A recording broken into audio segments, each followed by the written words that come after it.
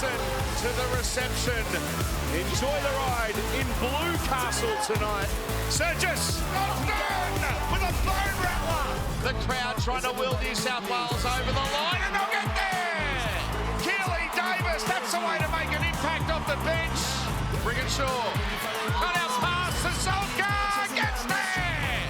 Here come New South Wales, loops up pass, Penatoni in the corner. Queensland need a converted try.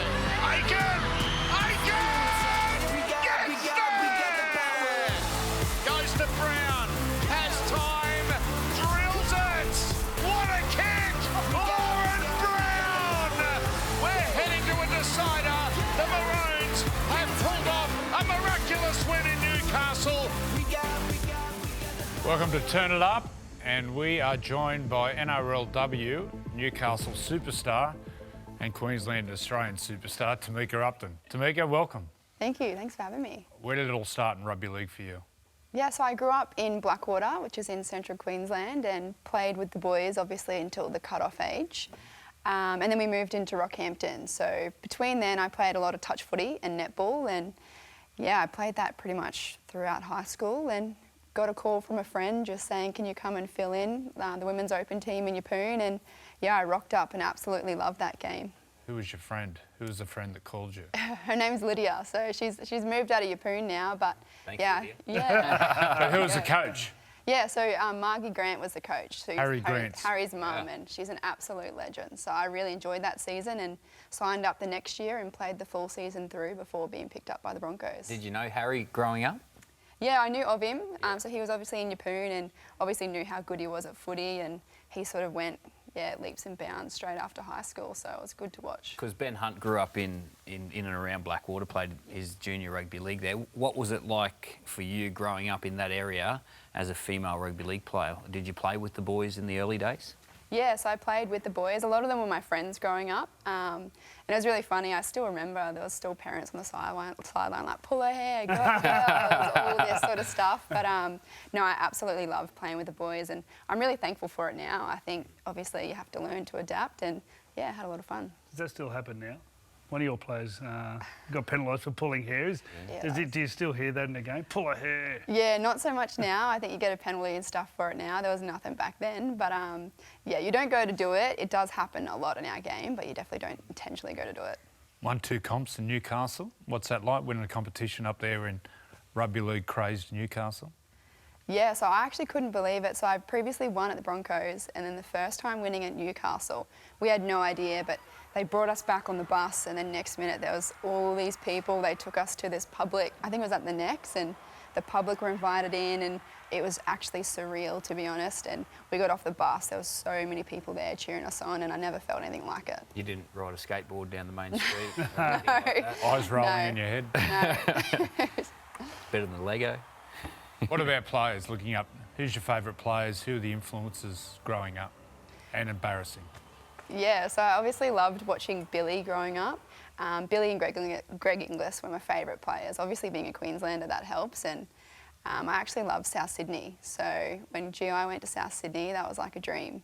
But obviously loved football a lot and watched heaps of the games with my family. We just loved to sit and watch it. Always played fullback?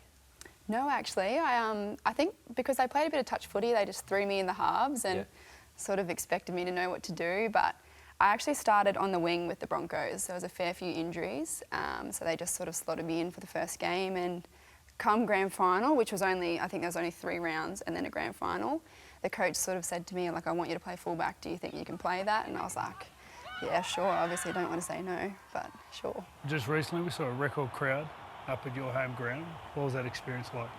Oh, that was absolutely incredible. I think I sort of had a moment. We arrived at about 5:30 and kickoff wasn't until 7:50, and there was people actually in the stadium already, and it was pouring rain and freezing. And I just sort of looked out there and just thought, this is going to be incredible. And it really was. Throughout the warm-up, there was people heckling, and I got a few cheers, which was nice from the Newcastle crowd, but yeah, it was absolutely amazing. How does it make you feel growing up? Obviously, you said your heroes were GI and Billy. Now, your pictures are on little girls' walls. My daughter's 5 and she runs around the house saying, I'm Meeks, look at Meeks. How does that make you feel that the little girls are looking at you as their heroes? Yeah, it's obviously really surreal, and I think we don't really realise that at times, and at Newcastle particularly, like even the public getting around us, like we're not used to that. So like we'll go out for breakfast and so many people just come up and just say, we can't wait to watch you, and so good. it's an incredible feeling. How do you deal with that pressure side of it? Because you're one of the stars of the game, and you know things. The good stuff happens around you. The pressure of going out there and outlaying that every time. How do you deal with that? Yeah, so I don't sort of think of it as pressure. I sort of think I do my prep early in the week, so I'm having fun come game day. And I got really good advice actually from Blake Green recently, and it was sort of like when you go out there for the grand final, you know, touch the ground, look around, smile, so you actually get present straight away. Because I think sometimes when you get out there in big moments, the first 20 minutes can just fly and you realise you haven't done anything or haven't got into the game. So I don't see it as pressure so much now, but I like to think it is a team sport, and I've only got a couple of things to do my role for the team, and if I can do those things, like the team will be on a good track. What about the pressure of being hurt? There'd be a lot of girls out there intimidated by the game itself, and you know, you're not a big girl, and there's some strong girls out there. What's that pressure like? Do you ever go out there fearing that you're going to get hurt? Not so much hurt, but I do realise I'm probably going to get whacked, particularly in Origin. Obviously look up and there's Grace Kemp, CJ, Millie, all these big girls, and I'm like, there's not really many places for me to run here. So I think you're ready for it, and I like to think, you know, I back my forward pack, can just tire them out a little bit so I can take a few runs. Well, it's obviously a lot of mums watching and have little boys and little girls wanting to play rugby league. What's the message you would give those mums and also dads? Yeah, get him into it early. So I think I'm really grateful that I actually had that experience playing with the boys. And obviously we had a massive break, so I had about 9 years off rugby league, but there is pathways all the way through now, which is so exciting, and the game's growing. I think the game for rugby league has so much potential for the women's game to be a top tier sport, so get them into it. Have you noticed a difference? Obviously you missed those years as a teenager. Have you noticed the girls that have come through and played during those years, how better equipped they are to be playing? Oh, 100%. You look at the S&C side of it. I look at someone like Jessie Southwell, and she's throwing the massive weights around in the gym, and you know her body is built for it. And so we missed a few of those years, but I think I look at her as a perfect example of someone who's come through all the ranks, and she'll be there for a very long time. Origin in Townsville. First year, it's 3 games. Looking forward to that one. Freddie's talking about pressure, going home to Townsville or going home to Queensland to win the series. Do you feel the pressure?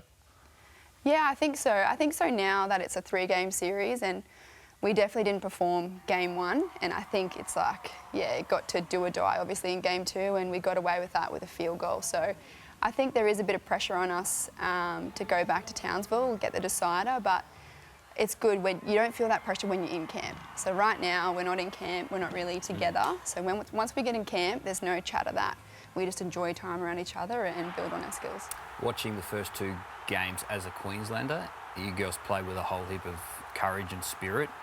But what footy-wise do you need to get right? Because New South Wales have got the jump on you twice now and led the game. Yeah, so I think we've obviously played a lot of football at the start of the year, and that was all the chat, like, oh, we're going to be fitter than them, they haven't played. But they actually trained together, like twice a week, and stayed as a squad together, and we actually played against each other. So we need to gel. We need to get in the grind of the game and figure out how we're going to do it together. And I think there's patches where we don't do that. So the kick's a bit off, our kick chase is a bit off, they're making line breaks left, right and centre. So, yeah, I think we just need to gel as a unit. They made a change, Queenslanders, and moved Ali Brigginshaw from lock forward to halfback. Now, she's been the standout, for the last decade. What's it going to be like, firstly, when she moves on? Well, she has been such a presence for a long time. What's it going to be like when she moves on? And have you got someone there to take her spot? To be honest, I haven't actually thought of that. I think she's just been around forever. You never really think she's going to go anywhere. But I love the fact she's so controlled out there, and she actually gives other players a lot of confidence. So I actually started at the Broncos with Ali, and she's always like, play your game, what do I need to do for you? So I think that's the best part about her, is how much confidence she can give other players. But yeah, obviously Zahara Temera's there as a backup, and I think she's incredible as well. She's another one that's really cool, calm, collected, and yeah, just gets to her points. She's a semi-professional at the moment, the NRLW. What would it mean to you to go fully professional? Yeah, it would be incredible, to be honest. I think the balance is good, so I sort of look at it in a positive way that we're not footy 24/7. So when things aren't probably going right, you know, I have a job, I get to go into schools, I get to go in and You work meet for new the people. Knights, yeah. Yeah, so I get to go out in community, and I think that's a really nice balance. I sometimes feel for the boys when things aren't going to plan and everything's sort of hammered and it's just footy, footy, footy. So I think we have a nice balance at the moment, but the speed of the game, how much you have to prep your body, particularly in the off-season, I would like to see it go full-time pretty quickly. You had any major injuries? Yeah, I've had a pars fracture on my back, and I did that in 2020, so I didn't really realise. I was just like, oh, my back's hurting, can't really feel my legs sometimes when I'm running. It was a bit interesting, but I think I look back at that and it taught me so much about preparation. Like, I wasn't preparing right, wasn't warming up correctly, so many things like that. And I think now I do my best work when we're not playing footy. Do you sit back and look at where you are right now, that little girl growing up in Blackwater? You've won 4 premierships, you've played for your country, you're playing for your state. Do you sit back and pinch yourself and realise, wow, this is all happening? Yeah, I do actually, and sort of when we were growing up, you didn't see that. So I always wanted to play sport when I was growing up, but you never had that opportunity to be like, I want to be a rugby league player. But I always think about that growing up, and I'm just so glad there's pathways now for the young girls. Yeah. What about rugby sevens, the carrot of playing the Olympics? Has that ever been a dream?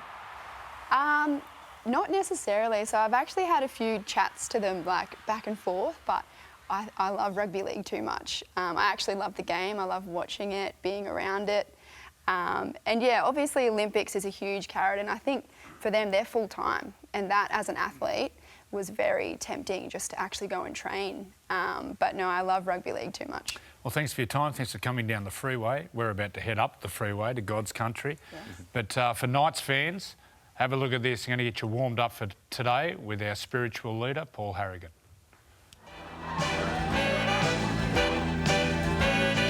I want to wake up in a city that's blue and red.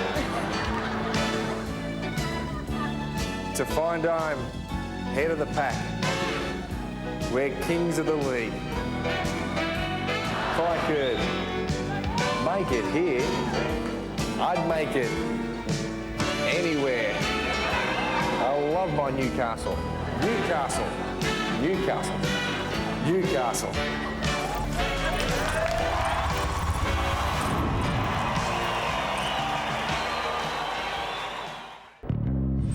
So you want to be a champion? Turn it up. Yes, welcome to Turn It Up, and we've got another champion on, Andrew Ryan, aka Bobcat.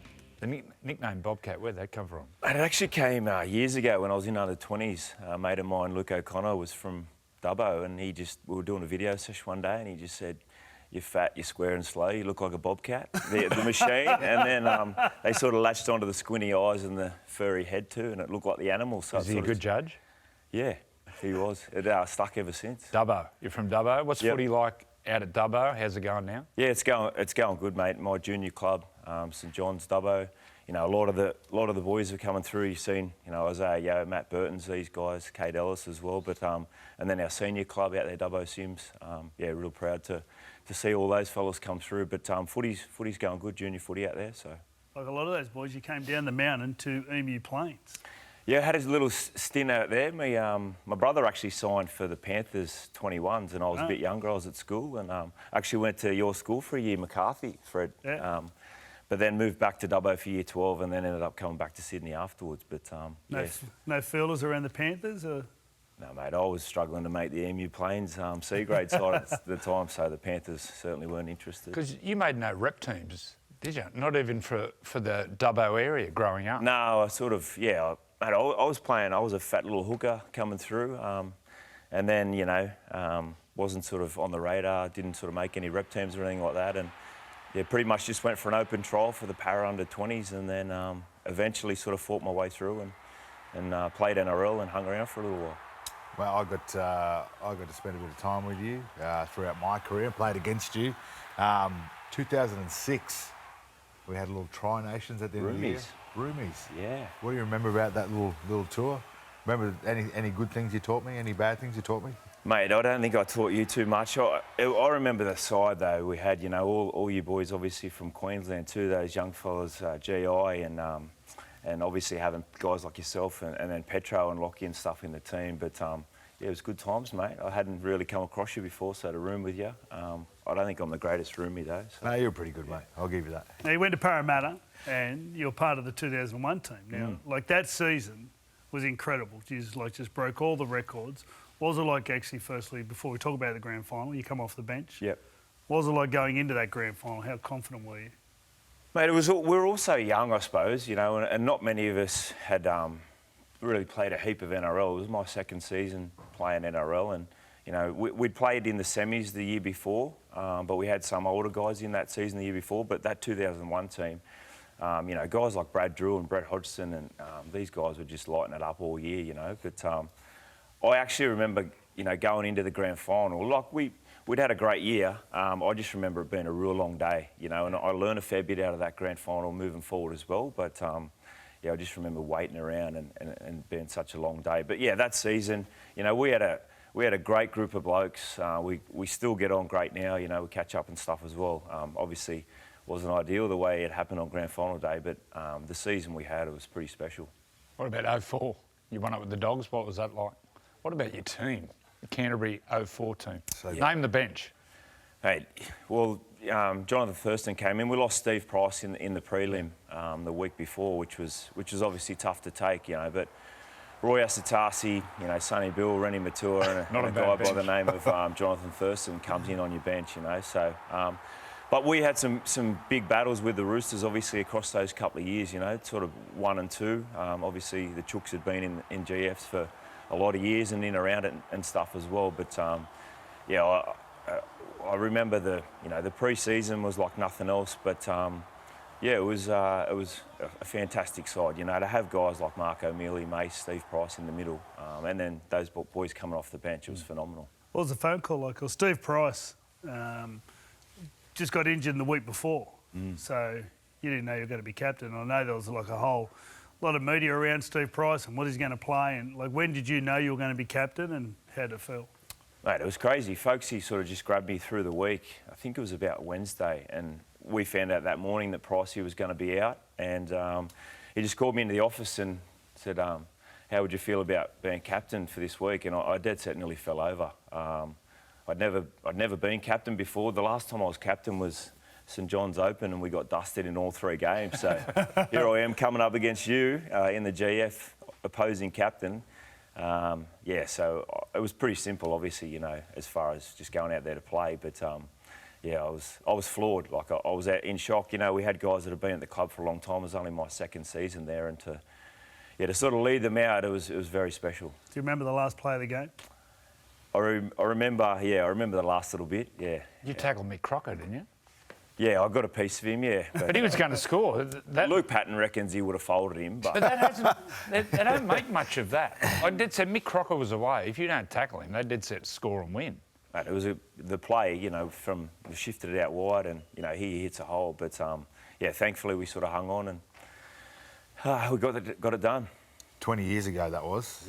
You caught up with all the boys recently at a reunion. How was that, catch up with the lads? Mate, it was like it was 2 weeks ago. Yeah. How was Mace? It was pretty stock standard. The Mason and Ogre show got back together, so it was, yeah, it was good times. It was, you know, to see some of the staff and stuff as well, and you guys all know, being in around those teams and winning competitions and stuff, all those staff that make the sacrifices behind the scenes as well, so it was great. But yeah, we had some laughs. It was good. You know, everyone but Ben Harris could make it too.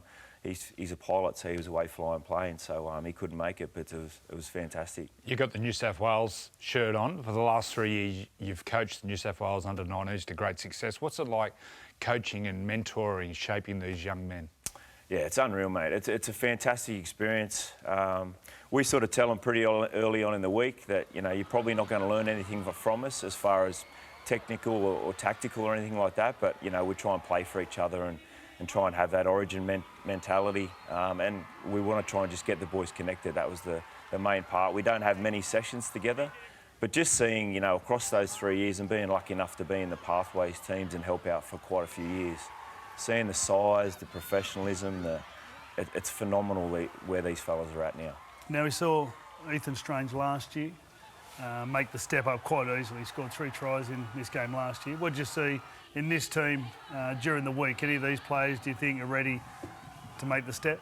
Yeah, some special guys, you know, and that's probably what's been crazy, Freddie, across the last few years, to have guys that have already played NRL. You know, Chevy played for us last year and then returned again after playing some NRL games. But you look what Ethan Strange has done and gone on, and he's having a massive impact on that team as well. Yeah, the Raiders playing NRL down there. But, you know, the guys like Chevy that I mentioned, Blake Steep, unfortunately for him, he got to play NRL yesterday. But yeah, he was going to be in our team. But then the McLean brothers, just seeing, you know, it was disappointing for Jesse. He was our co-captain, and he's such a leader, and the energy he brought through the week. But watching his brother as well, Casey, they've got big futures. Mate, you've been super successful coaching the under-19s.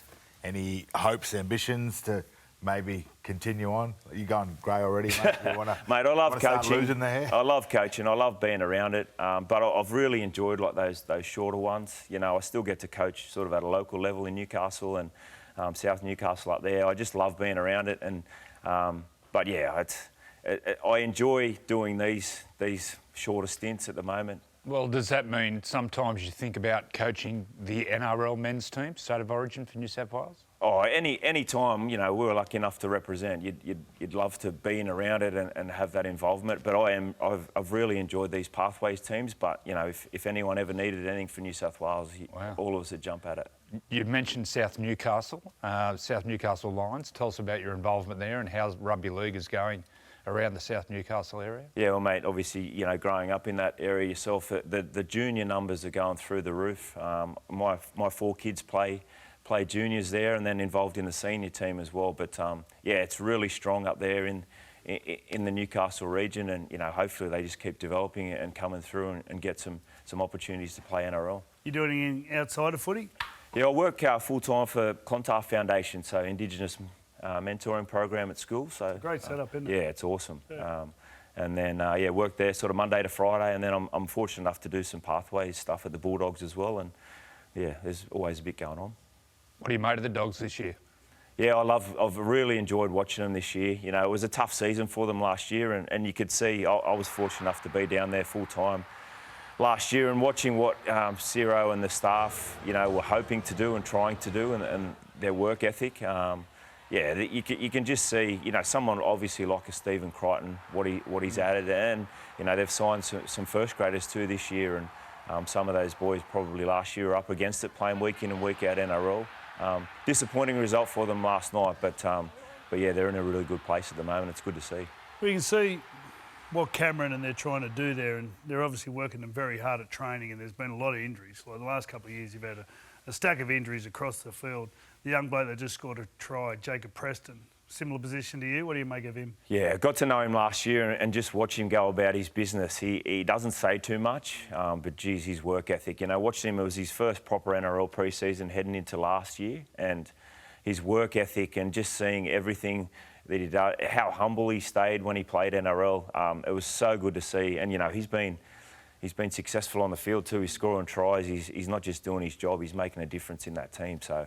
Unreal to watch him. You mentioned when you played for New South Wales. Tell us about the coaches who coached you during New South Wales and rep footy, and how you've transferred that to your own coaching. Mate, we were very fortunate. You know, the coaches. I had sort of Wayne Pearce to start with, but then you know Gus, Ricky Stewart, Graham Murray as well. But you know, in around all of the teams we sort of played in together have, you know, Wayne Bennett and Craig Bellamy and Laurie Daly was in around a lot of those teams too. So, yeah, I guess, you know, I look at someone like a Sticky that coached us through those periods in those Origin teams. It was all about, you know, being connected and having a good time together. So I guess that's what. And, you know, from our coaching staff, I've been lucky enough to have guys like Sean Timmins, and this year we had Steve Turner, Luke Bailey, the Ogre's been there as well. So, you know, being able to have those guys around it and hopefully spread their knowledge and and bring the energy too. It's been really special. You talk about that connection. You had a lot of players talking about that after the game and some of their interviews. How do you get these players to connect? Like, gone are the days of, you know, going to the pub and having a beer. You know, you got 17, 18, 19-year-olds in your camp. How do you connect as a team? Mate, it's a great question because, you know, it's something that we talk about from a staff and think about a lot, and it was, you know, parking the phones and hanging out together, not just going and sitting in your room. So, you know, that's where someone like a Jesse McLean, he got the boys together playing cards and different games around. Like, they'd be in our team room for hours on end, you know, just hanging out. So it was pretty easy from a staff perspective, but those boys drove it too, which that's what made them natural leaders around the group. Well, thanks, Bobcat, for coming down from Newcastle, and thanks for giving back, not only to New South Wales, but also to the footy in Newcastle. No, I love it, mate. Thank you very much. Thanks for having me. Stay with us after break. More of the Sunday Footy Show. When I'm looking at you, I'm better ever. So you wanna be a champion?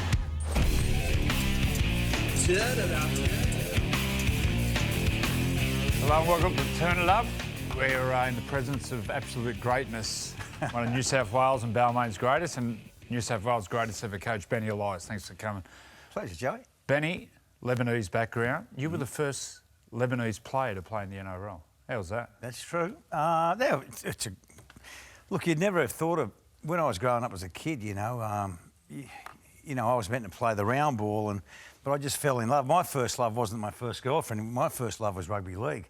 And at the age of 7, listening to Rex Mossop call the football and Frank Hyde on the radio, I just fell in love with the game, and looking forever and a day, it was my love life. And when, you know, you get tapped on the shoulder at the age of 15 by the great Keith Barnes, it's certainly time, and you think, my God, you pinch yourself, and, you know, one thing led to another, and it was just my love. And it still is. Early on, it was a pretty violent game, you know, and you're a little Lebanese bloke playing, and you're in the middle of the scrum. Yep. Like, what was it like? I remember playing at the end of the 80s, and, you know, I always think about getting a leg up because the people around you looked after you. Like, what was it like, and the players around you, and how did they have to look after you? Well, it's important, Freddie. You know, as growing up as a kid, Holy Cross College was my school, which was the reason I went to the school is because they were renowned for rugby league. So I went to the school, and mate, you made sure that you were surrounded by good people, and we did. We had some, you know, great coaches, both of them.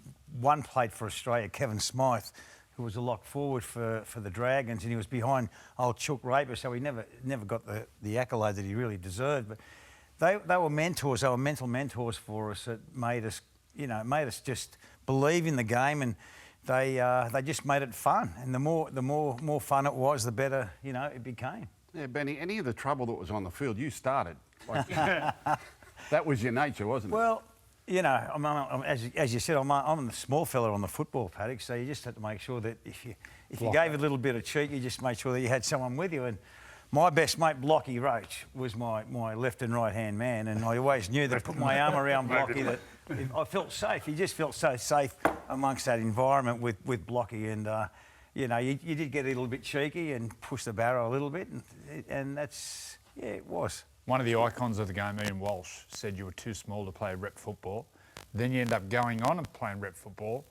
How did that make you feel, and how does it make you feel you changed the dummy half position? It's funny you say that, Joey. The ghostwriter for Ray Cheston, who was a journalist at the time, rang me up and he said, I'm just about to do this article for you, and there you go. And I'm about to do this article, and they say that you're too small. And well, I got that clipping out of the paper, and I put it up on my fridge at the age of 15 or 16, and I kept that as a motivation for me to make sure you try and defy people, because when people say you can't do it, yeah, you try and defy them, and that was basically the avenue you went. But you really redefined hooker play in those days. I mean, hookers were just dummy halves, and they fought for the ball in the scrum. That's what they were there for. You were actually a playmaker. You actually got out of dummy half, you had skill, you had a kicking game, and you actually ran with the ball a lot more than traditional hookers did. Well, Gus, as you said, when you opened it up, I was this small, you know, ethnic Lebanese bloke playing the game. You had to do something different to sort of be recognised. And the things that were different in the number 9 was kicking from dummy half and, you know, creating things for the other players and doing something different. And that just generated into, you know, becoming different in that role of a footballer. So, well, you three were probably in the greatest era of New South Wales history, 92, 93, 94. Yeah. And what used to chat about that? Well, I reckon the most important part of that was you two, like your relationship. Like, it'd be interesting what your first impressions of each other were, because they're pretty edgy first. There was some, there was some statements made, but I thought, argy-bargy. yeah. Well, not as cold as Slater did when he walked out of here. I just got to say, Billy was really peeved, wasn't he? Talk about you two. But Gus, we had a relationship. I was captain in 1990 under Jack Gibson, and we won the first series. And the following year, we got beat, and getting taken away your captaincy, and you know, it became a little bit. You know, it was a little bit upsetting, but it was what it was. I was glad to be part of the side still. And the great man you can't deny was the great Laurie Daly, who came over and took over as captain. But mate, we had a great relationship. I thought we had a very good relationship, Gus. You know, the way you coached and, you know, the storytelling. You had more stories than Golden Books, you. But you had all the players believing in these stories, and it was a wonderful motivator. And you'd go to sleep always closing your eyes, you know, thinking about your stories that you gave, and they were just so powerful, and it just oozed right throughout the side. I think what we tried to do was make Origins special, to sort of make it a team away from your club teams. Yeah. Like, you bring players together that normally compete with each other on a weekly basis. They come from all different clubs, and you've got a week to get them together to play against Queensland, who were mighty at the time. And I think at the end of the 3-year tenure, where we won all three, that group was as close as a club side. You couldn't have got any closer to what that group was with each other at those times. And it's funny you say that, Gus, because today, when the likes of us, Freddie and Laurie Daly and Ricky Stewart, you know, they're still our best mates, Clyde, and they're all from different clubs. And you have that, you just get that affiliation, that relationship, that bonding in such a short time, in 6 weeks that you're together. You just form a relationship that you have forever. And it is incredible, Gus. And everyone are leaders in their own clubs, and they come for 6 weeks, and you just respect. It's all about respect, and it was just great. 30 years ago this year, you three went down to Melbourne after losing the first game, and you won in Melbourne, and then you went to Brisbane and won a decider. Similar to this year, what's in front of New South Wales. What's your memories about that? Well, mate, I can tell you, Joey, that this was their God-given right. It was Mal Meninga's farewell. I recall it clearly. And we were down 1-0, and we won the second game in Melbourne, as our Blues have done. We had a real big challenge on our plate, because, you know, it was Mal's farewell, and I mean, he's iconic. Just when you talk Queensland, you talk Mal Meninga and Wally Lewis, and just everything was in their favour for the momentum. But we just did the extraordinary, didn't we, Gus? Yeah. We just did the unbelievable and making and creating history. And I recall, Gus, that you made it very clear that we're playing for the people of New South Wales. You know, the 8.5 million people that live in our great state, and it's for them. This one's for them.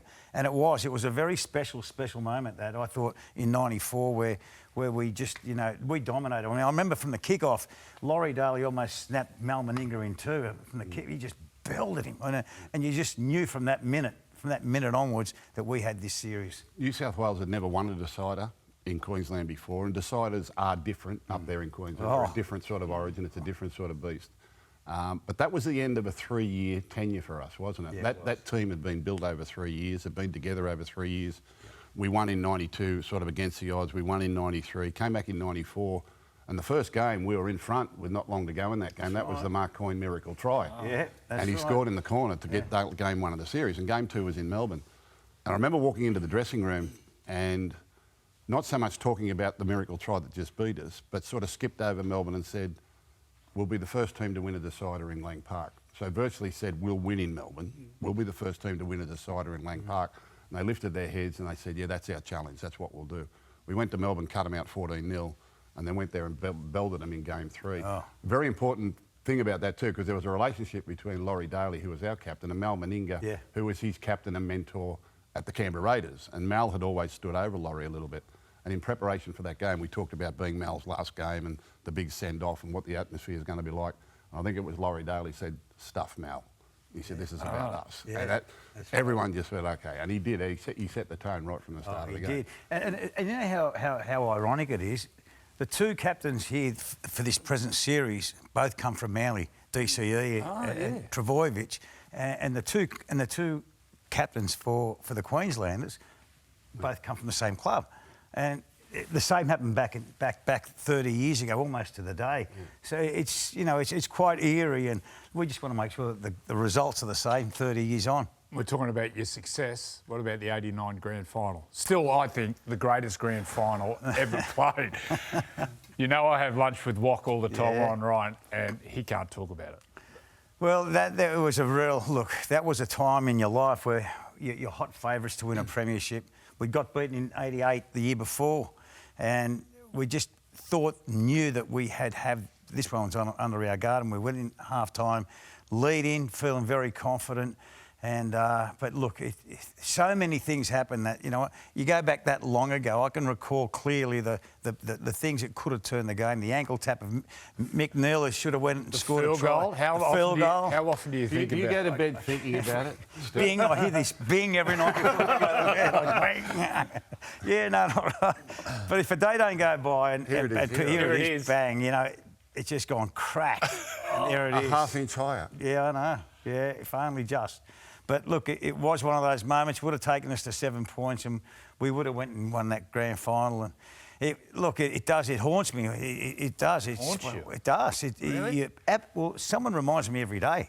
You know, what about that grand final and that field goal you could have? Well, you weren't beaten by slouches because they went to the next two grand finals after that. They were probably recognised as one of the great club sides in history, and we played against them in '90 and '91. Yeah. But Tigers deserved to be deserved to be premiership winners that year. I thought you were the best side in the comp that year. Yeah, well, we got 89. South Sydney were the minor premiers that year, and we did a real good number on the Rabbitohs, which made us confident to go into that grand final. And but you're right, Gus. When you talk about the players in the Raiders side, you had Belcher, Meninga, Chica, Laurie Daly, Ricky Stewart, Lazarus, Walters. I mean, the superstars. It's all superstars on that. And they all of a sudden, you're right, they became superstars after that game, all of them. Like, you know, that was a side of just greats. Rivalry makes sport in rugby league. Mario Fennick, you and Mario. Well, Lebanese on Maltese. Well, you know what, Joey? It's amazing how two likes become a wrong. And we both grew up being ethnics. He was from the Maltese world and I came from the rugby league. But that's a very rare photo, I can assure you. But we just loved playing rugby league against each other. In the SG ball, Jersey flag, Tugger Coleman used to egg Mario on all the time. And, you know, and he'd always take the bait, you know. And, you know, we both... You lived rent-free in Mario's head every day of his life.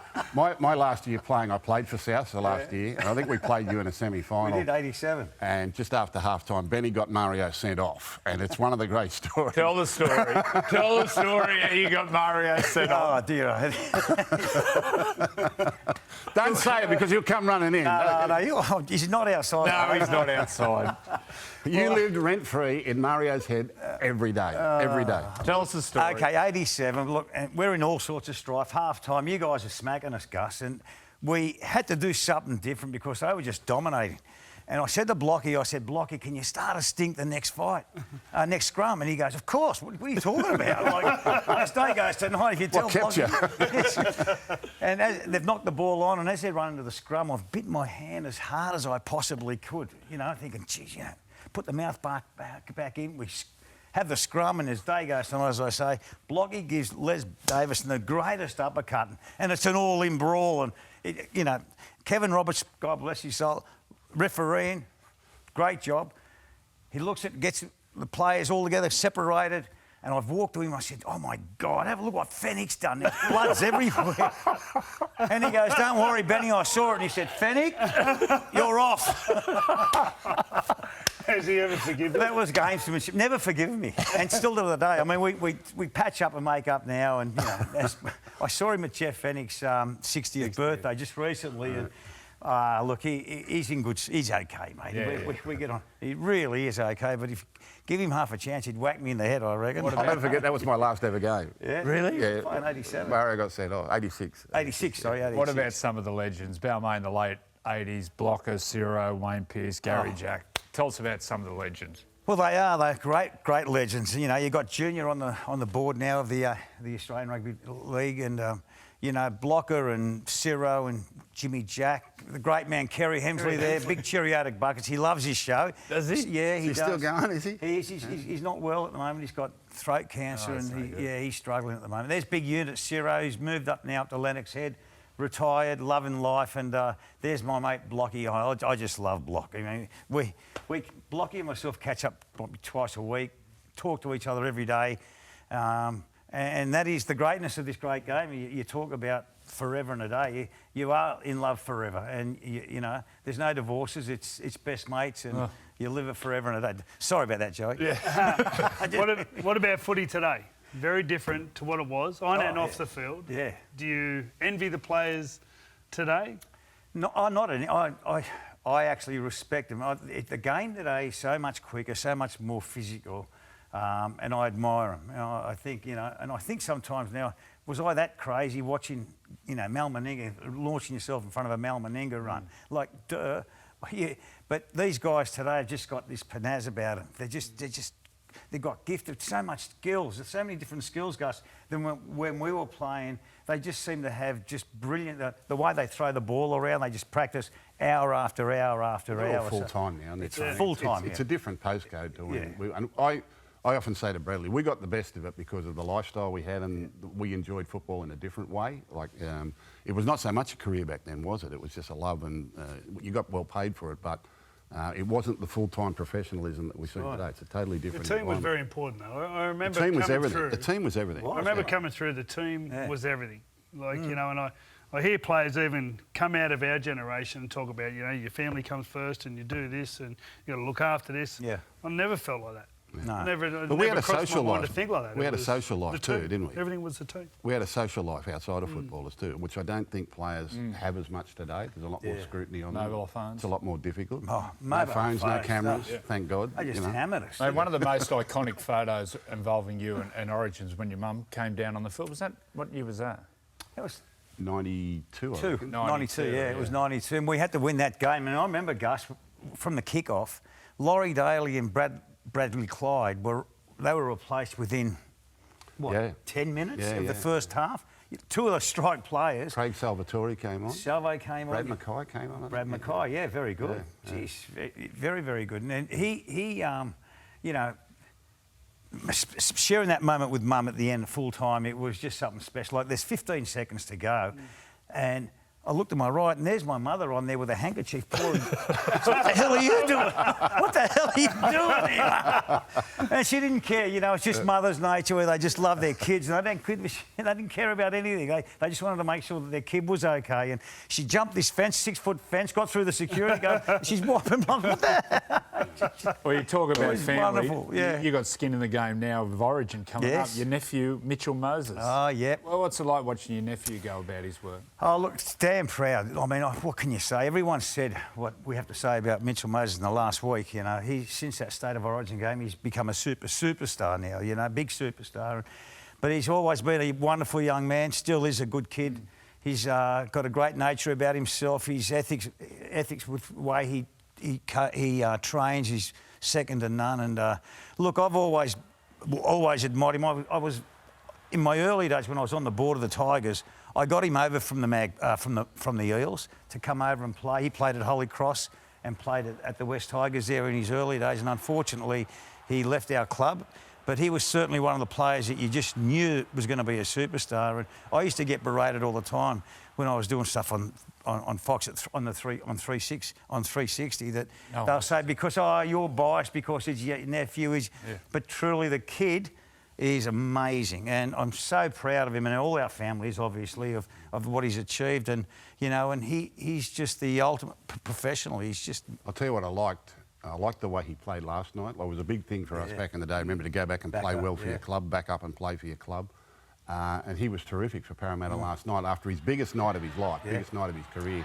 And as you said, it's probably the best game of his life. Yeah. He's backed up 3 days later and had a stormer for Played Parramatta. tough. Played really good, scored a couple of tries and he was really good. So he's, and he's 30 years of age. Like the playmakers these days, in our day when you got to 30, they were sort of pushing you out the door, you were gone. These days, our top playmakers are all over 30 years of age. Like he's still got the best part of his career in front of him. The other halfback, Cherry Evans, he's what, 35, 36? But you don't. Mitchell now, he put on 4 or 5 kilos in the off-season. His defence is now way better than it's ever been. And I think once you get your defence right, your confidence is right, you start to create and become the leader of the pack. And he's just been brilliant in every way that he's just shown the players around the field and just taken charge. Off air, we're talking about Mark Geyer. I wish it could go to air, but MG, you were in between MG when he was mad and the King. Yes. What's your memories of that? Jeez, well, have a look. I mean, he said everything in the English vocabulary that you're not supposed to know, and he was calling Wally everything under the sun, and Wally was giving it back just as good as he was getting. And mate, I tell you, it was just two of them, and it just sort of typified what we were all about, and just it was brilliant. And MG's one of my favourites. To have the pleasure playing with him, I played against him, and he's obviously very, very well regarded. But playing with him, he never gets a credit for that period, does he? He was just about the best player in the comp for that couple of years. Unbelievable. He was the best player. He was the most dangerous player in the comp in attack and defence. People always think about his defence. Was coaching that game? CG, 92. They rang me that week. I was coaching Penrith still, but he was our player. And they needed to win. You'd lost the first game. They had to win. Yeah, and they said, we need MG right. Yeah. And I rang MG in camp that day. I said, mate, tonight's the night. You've got to unleash, and which he did. And he got suspended for 9 weeks straight after. He claims they said, he should have got life. You can't get You got the green light. You got the green light to do what you like. But back then they said no one's ever been sent off in state of origin football, and they're just wiring him up. You put him in the corner. Were you winding him up? No. A blocker came in and he said, mate, you get away with everything in this game. This is a licence to do whatever you want, and it was. And he wasn't recognised for the talented player he was. He was tough and he was an intimidator, but he was an extremely talented player, very skillful, great footballer. Well, Benny, thanks for coming in, mate. We could sit here all day, literally, and chat footy. It's been so. And thanks for coming in, Gus. Thanks, Gus. It's always good to reminisce. Thanks. Good on you, Benny. Thanks for coming in. Stay with us after the break for more Sunday Footy Show.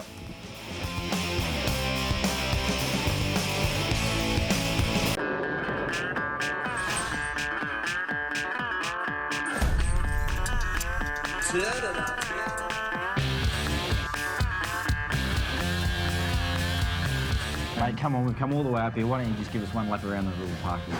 Well, if there's no noises, you got your phone off and everything? Yeah, everything's sweet, mate. Right up. Hello.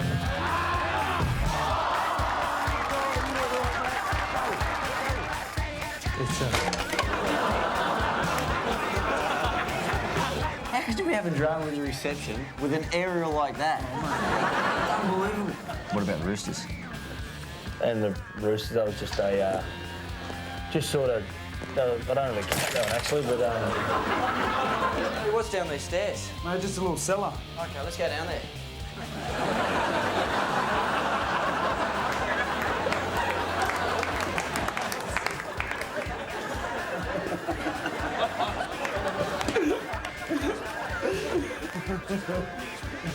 We're not really a cellar. Well, Sats, thanks for having their house and your house. It's been a pleasure. Sorry about your hand. Mate, yeah, it's my pleasure, mate. All right. Oh, she stopped doing that. Anyway, mate, I'm Ryan Girdler, and I'll see you next time on their house. Well, welcome to Turn It Up. You actually heard him then. Stabbed him in the back of the neck, yeah. Scotty Sattler, welcome. No, we saw the stuff with your dad. Everyone knows John Sattler on the game. What about growing up with him as your dad? Oh, it was great. It was really good. He's a great dad. For a son, he was a great dad. I know that.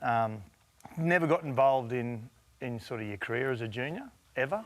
Didn't want to stick his head in too much, but My sister and I, we grew up in pubs our whole life, you know. So he didn't drink until he retired in '75, and then his first business out of rugby league in '76 was a pub in Gladstone.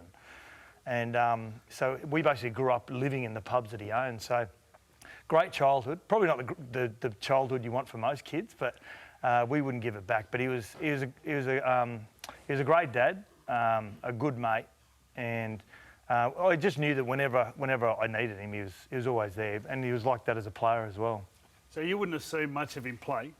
No. But as you grew up, and even as a young fella, did you understand, like, you know, just seeing your dad and how people reacted to your dad, the enormity, I suppose, of him as a player? Yeah, I didn't understand until the very first Origin game, 1980. So he took me along. I was 8 years of age, and we kept, on our way out of the game, we kept stopping. People just wanted to talk to him.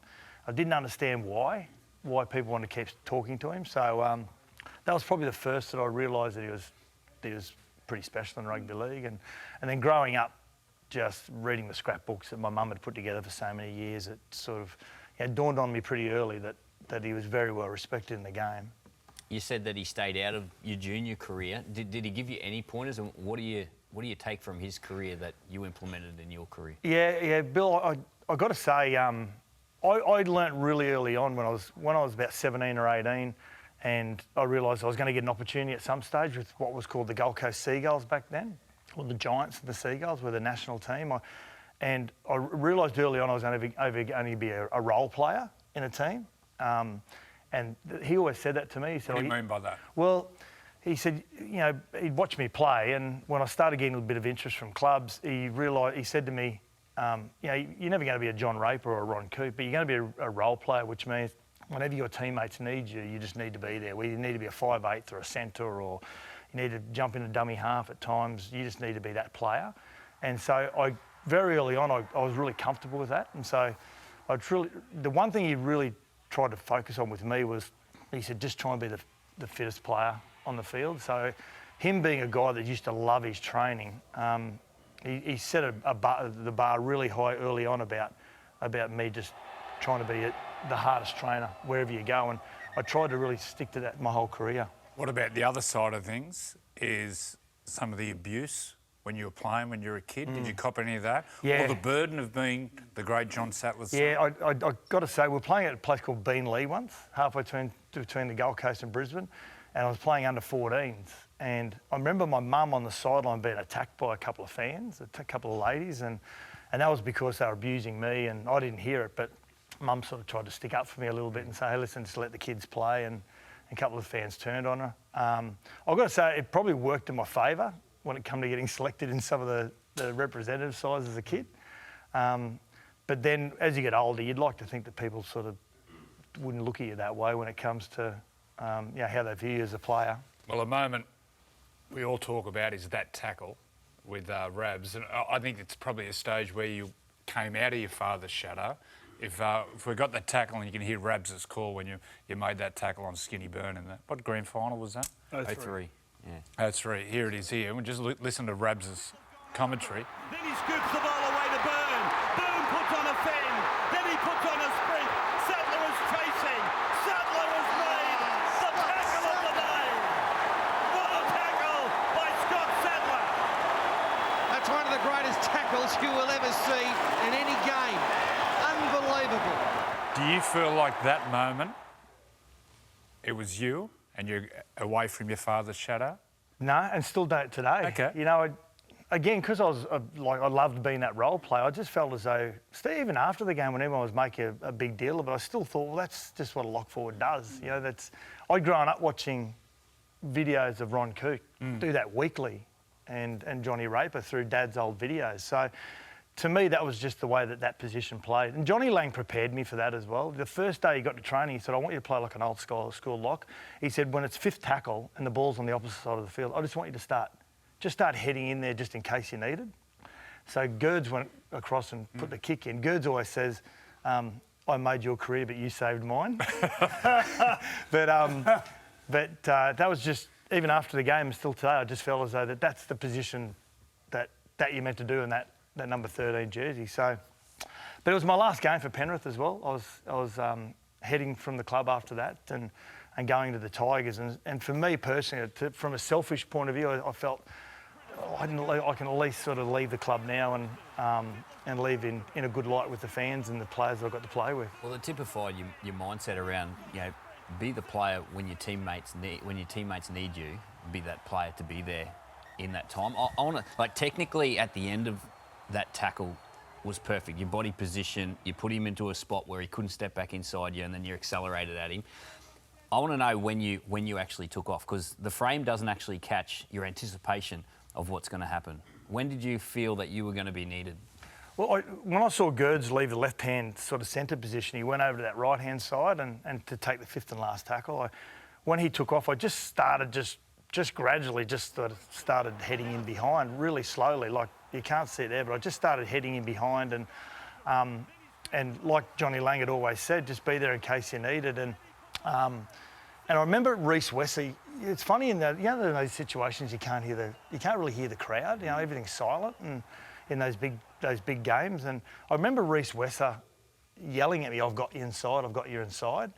And when I looked back, Reece was about 20 or 30 metres away. So he actually sold me a dummy. He made me believe that if I kept going, I could get him. So, Toddy, who was a fine winger, I've got to say, and Freddie, you played a lot of footy with him.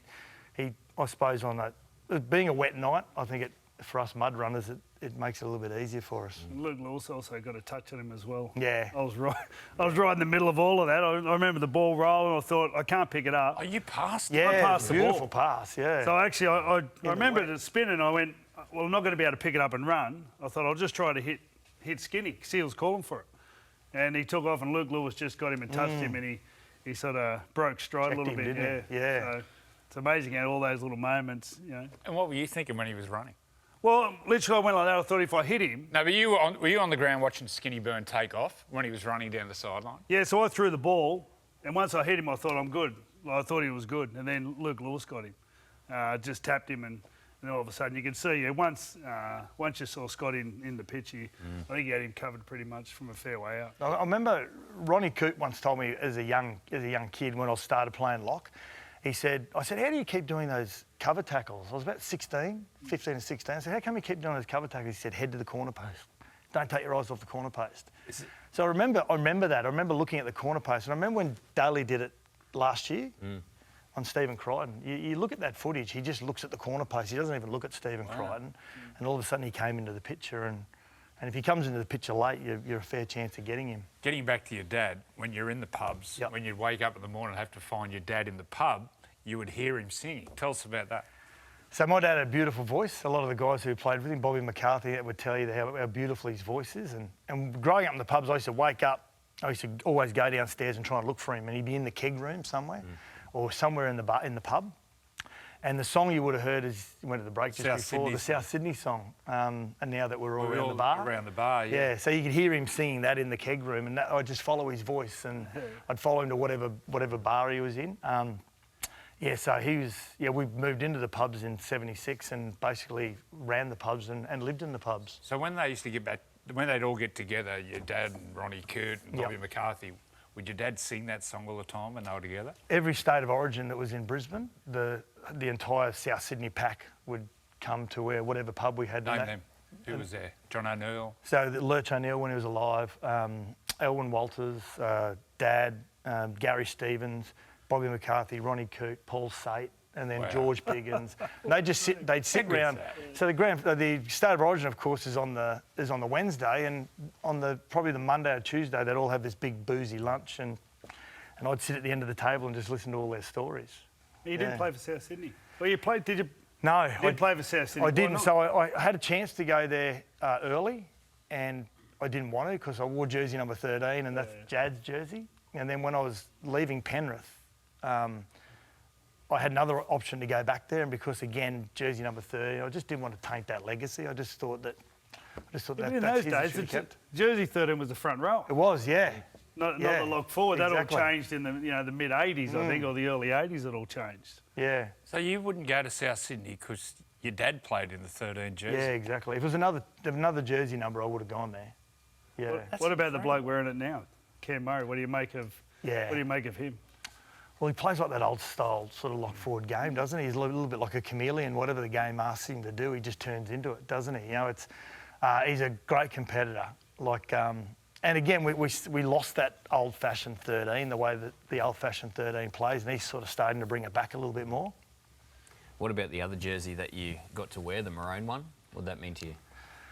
Yeah, only once, but you know, as a 31-year-old, it meant that I suppose you know all the hiccups you have along the way, and all the pitfalls that you have, and the peaks and troughs that you get the option to finally run out and represent Queensland. It was a huge honour, massive honour.